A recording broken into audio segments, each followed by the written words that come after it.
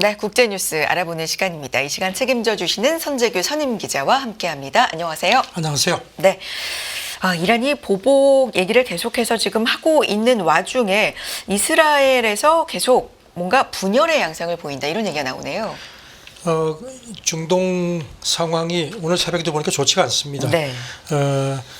조금 전에 나온 걸 보니까 네. 헤즈볼라가 레바논으로부터 이스라엘에 로켓 공격을 했다는 그런 보도가 조금 전에 나왔고요. 네. 그리고 또 시리아에 있는 미군 기지가 미사일 공격을 받았다는 그런 또 얘기도 나옵니다. 저는 계속 지금 일촉즉발 상태가 계속 유지되고 있는데 말씀하신 것처럼 이스라엘 그 지도부가 조금 좀 분열하는 모습을 또 보였습니다. 네. 그 이스라엘 국방장관이 그저께 의회 출석해서 언제 어디에서든지 이스라엘 국민을 보호하는 게 그 나의 최대 임무다 하면서 이제 여기 대해서 이제 의원이 이스라엘군이 왜 헤즈볼라를 겨녀서 레바논하고 전쟁을 하지 않느냐 이렇게 물어보니까 영웅들의 목소리와 함께 절대적인 승리 같은 횡설수설이 들려오는데 절대로 이렇게 휴전, 인질 석방이라든가 이스라엘 국민을 지지하는 보호하는 게 나의 중요한 임무라는 얘기를 했습니다. 그러니까 이제 이 절대적인 승리를 비판한 게 문제가 됐습니다. 이게 왜냐하면 네타냐후가 절대적인 승리, 그러니까 하마스를 완전히 제거할 때까지 전쟁을 멈추지 않겠다고 했거든요. 네. 그래서 그런 지적인데 이 국방장관은 지금의 레바논 전쟁이 지난해 10월 그 하마스가 기습해서 시작된 전쟁과는 상황이 다르다는 선을 그었습니다. 그래서 인질 귀환 조건을 만드는 것도 중요하다 했습니다. 그 총리실이 또 여기 대해서 비판을 했습니다. 절대적 승리 약속은 국가 목표다. 그러니까 누구나 따라와야 한다. 이렇게 했는데 이 국방장관은 또 SNS에 같은 얘기를 했습니다. 내 임무는 이스라엘 국민 보호, 그 다음에 어떤 인질 귀환 쪽이라는 얘기에서 굽히지 않았습니다.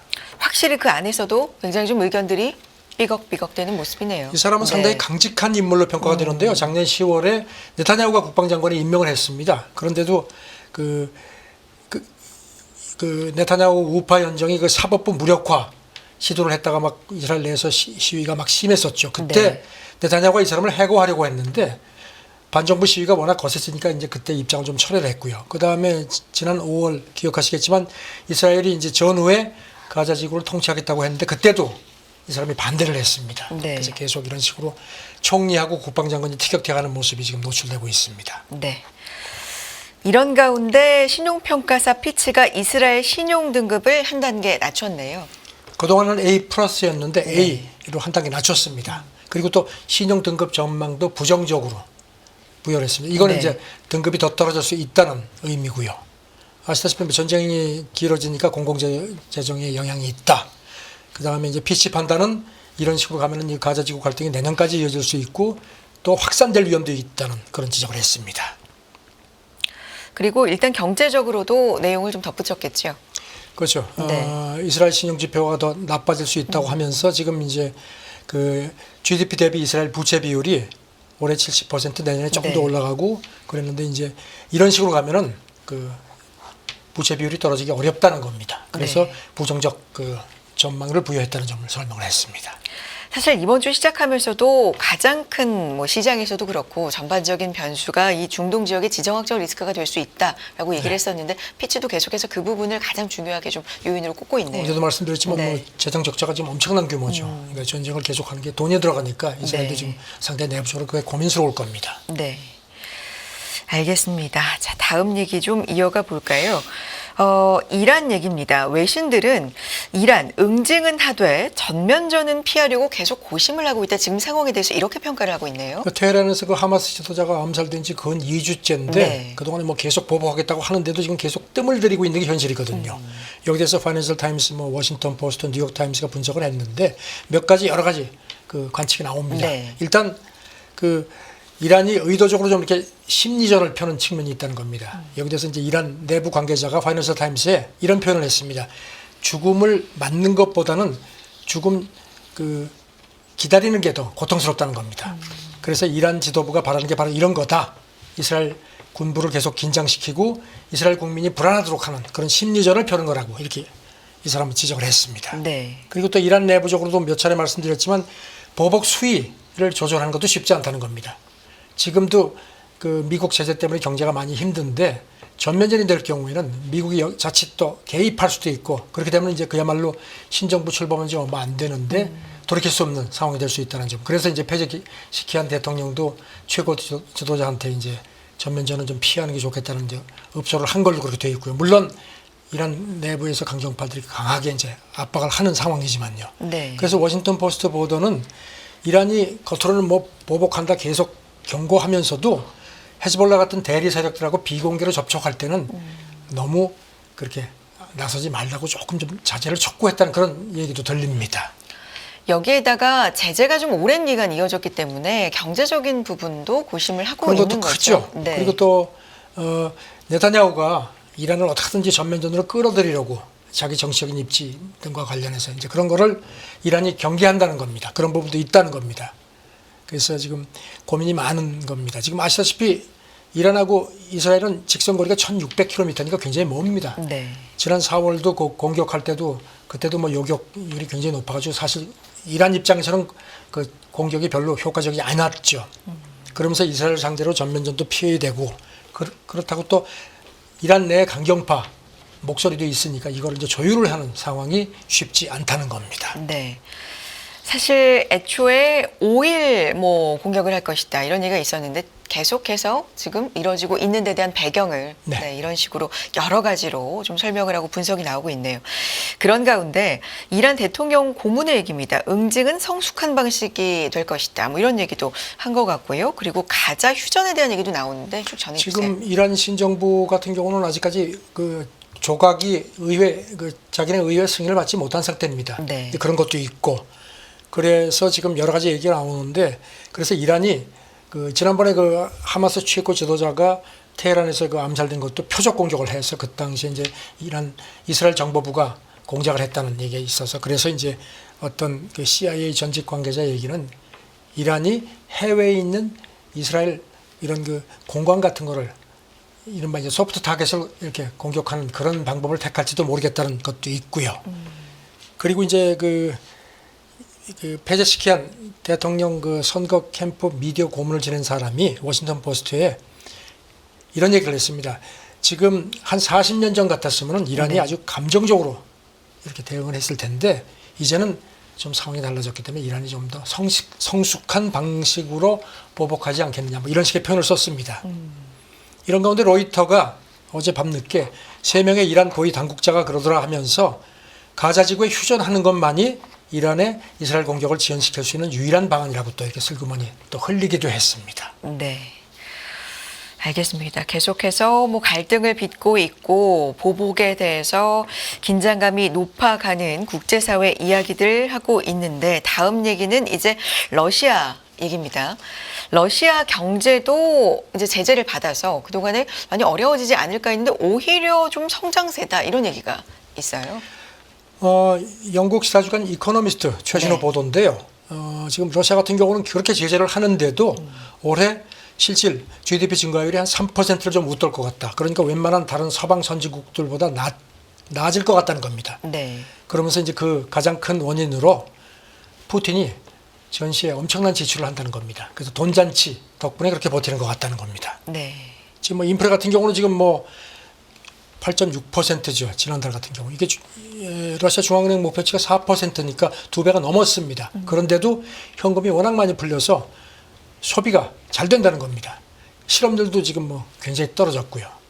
그래서 보면은 그 러시아에서 제일 큰 은행이 스베르방크인데 지난 6월 소비자 지출이 한 해 전보다 20% 늘어나는 걸로 그렇게 집계를 했습니다. 네. 소비도 굉장히 좀 잘 되고 있나 봅니다. 그러니까 뭐 자동차, 네. 뭐 가구 같은 고액 내구재도 많이 산다는 겁니다. 근데 식당도 뭐 예약 안 하면 못 간다는 겁니다. 그래서 이제 한 예로 이 이코노미스트가 작년 같은 경우에 이제 꼬냑하고 스파클링 와인 수입도 크게 늘었다는 겁니다. 이게 이제 이게 지금 전쟁 중인 나라의 그런 분위기가 아니라는 네네. 겁니다. 그러면서 이제 이코노미스트가 분석하기를 이제 푸틴이 야 이거 긴축은 어렵다. 그냥 풀어라.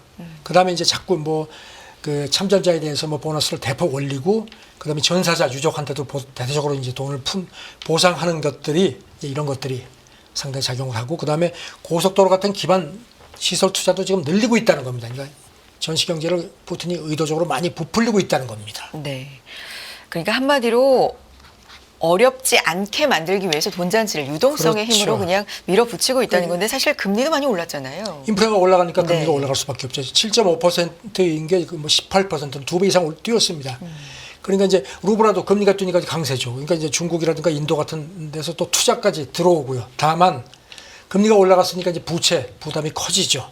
거기에 대해서는 이제 무슨 여러 가지 뭐 상환 유예 기준을 뭐 낮춘다든가 저금리 담보대출 같은 걸 하고 뭐 은행도 이렇게 금리를 좀 못 올리게 하는 이런 식으로 해서 이제 좀 관제 이제 그 정책으로 이렇게 보완을 하는데 이제 이게 과연 얼마나 오래 가겠느냐 이런 그 지적도 나옵니다.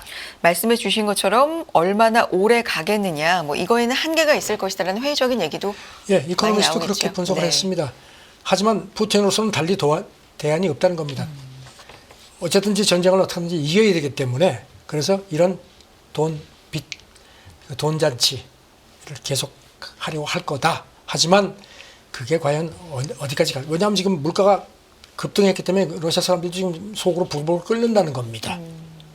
그리고 또 이런 와중에 그 로이터 보도를 보면은 러시아가 계속 제재를 회피하거나 위반하고 있다는 겁니다. 네. 한 예로다가 미국하고 유럽연합 쪽에서 그 아시다시피 이제 달러 유로 거래 못하게 했는데도 지금 지난해 말까지 한 우리 돈으로 3조 한 2천억 원 정도의 유로 달러 유로 이런 것들이 러시아로 대거 들어갔다는 겁니다. 그래서 뭐 귀금속 수입 대금 같은 식으로 해가지고 하는데 지금 출처도 확실치 않은 게 많다는 겁니다. 네. 특히 이 러시아 그 제재를 그 동참하지 않은 아랍에미리트 투르키예 같은 데 통해서 들어가는 돈이 많은 걸로 그렇게 지적이 됐습니다. 알겠습니다. 그래서 뭐 이런 제재 우회 의심되는 사례들에 대해서는 뭐 어떤 조치가 없는 겁니까? 그래서 지금 여기 네. 기자들이 물어보니까 뭐 여기 네. 대해서 이제 뭐 미국 해외자산통제국도 답변을 안 했고요. 그다음 유럽연합 집행위원회 대변인은 그 제3국하고 협력하고 있다. 원칙적인 얘기만 하는데 구멍에 대해서는 뭐 상당히 난감한 표정을 짓는다는 게 그런 지적입니다. 알겠습니다. 자, 다음 얘기로 넘어가 보겠습니다. 어제 이 시간에 이제 잠깐 언급을 해드리기도 했었는데 트럼프 전 대통령과 일론 머스크 CEO의 X에서의 라이브 이 대담이 있었습니다. 이게 뭐 재미보장 이런 얘기가 좀 있었는데 어떤 얘기들 구체적으로 나왔는지. 어제 한 2시간 네. 정도 이어졌는데요. 뭐 보면은 트럼프가 뭐 역시 뭐 굉장히 튀는 얘기를 많이 했습니다. 네. 지금 전 세계의 가장 큰 위협은 지구 온난화가 아닌 핵 온난화다. 그래서 이 핵 온난화 이게 뭐야 보니까 이제 핵무기 보유국 간 충돌 가능성이라든가 뭐 북한, 이란 같은 데가 이제 핵무기를 개발하는 이런 거를 부각시킨 표현이 아닌가 이렇게 분석이 되고요. 네. 그다음에 뭐 예상대로 나는 푸틴, 김정은, 시진핑 잘한다. 그 사람들이 뭐 좋다 나쁘다가 아니라 자기들 게임에서 정상에 있는 사람들이라는 의미다 이렇게 얘기를 했습니다. 그다음에 이제 이란이 이스라엘 공격하지 않을 거다 네. 이렇게 또 예상을 했고요. 해리스 후보 관련돼서도 얘기를 했겠죠. 거듭 네. 같은 얘기를 했습니다. 급진 좌파 미치광이다. 그리고 뭐 그 해리스가 그 서비스업 종사자 팁을 비과세하겠다고 했는데 이건 내 공약 훔친 거다. 뭐 이런 주장도 했습니다. 근데 또 재밌는 게 보니까요. 네. 그 시사주간 타임 표지에 해리스 일러스트가 실린 게 있는데 이거에 대해서는 뭐라고 얘기를 했냐면요. 우리의 위대한 영부인 멜라니아하고 아주 닮았다. 그래서 이건 칭찬인지 모르겠습니다. 그리고 이제 그 자신에 대한 암살 시도에 그렇게 피를 많이 흘리지 몰랐다. 그래서 지금은 신앙인이 됐다. 이렇게 또 주장을 했습니다. 네. 이게 좀 지연이 됐죠, 초반에. 그렇죠. 네. 뭐 지금 머스크 얘기는 뭐 디도스 공격이라고 추정이 된다고 하는데 그 증거는 안 됐습니다. 한 네. 40분 늦게 시작이 됐고요. 그리고 이제 동시 접속 한 800만 명 테스트를 했다고 또 밝혔습니다. 그리고 이 머스크가 사실 뭐 그 트럼프를 위해서 멍석을 깔아준 건데요. 그 이번 대담이 무당파 유권자를 겨냥한 거다. 아주 솔직하게 자기 속내를 드러냈습니다. 알겠습니다. 이런 가운데 전미 자동차 노조가 이 대담을 고발했다는 얘기가 있네요. 트럼프가 그런 얘기를 했거든요. 그 머스크를 보면서 당신은 최고의 해고 전문가다. 그러면서 무슨 뭐 이런 그 파업하면은 뭐 해고하겠다는 이런 얘기를 했거든요. 그런데 네. 여기 대해서 이제 전미 자동차 노조 위원장이 성명을 냈습니다. 네. 역겹고 불법적인 두 광대의 언급이 충분히 예측은 됐었는데 이건 말이 안 된다. 이건 그 노동관계법에 위배되기 때문에 고발하겠다. 이렇게 밝혔습니다. 네. 해리스 캠프에서도 얘기가 나왔겠죠. 뭐 자기 얘기를 했으니까. 네. 성명을 내고요. 네. 두 사람 모두가 자아도취한 부자다. 중산층은 팔아넘길 위인들이고 뭐 이런 얘기를 했고요.